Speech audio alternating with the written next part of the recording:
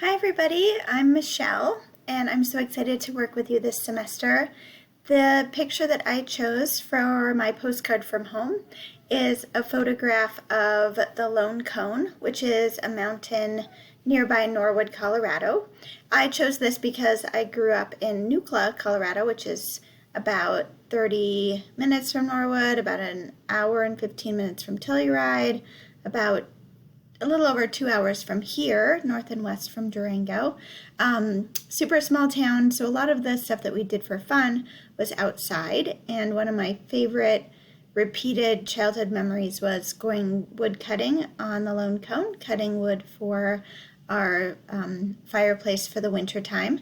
And we would go up to the mountain, and while my dad was cutting down trees, my sister and brother and my mom and I would all get to go fish for trout in the little streams up there, and just have a super beautiful day, cook hot dogs for lunch, and then help Dad load up the wood and come home.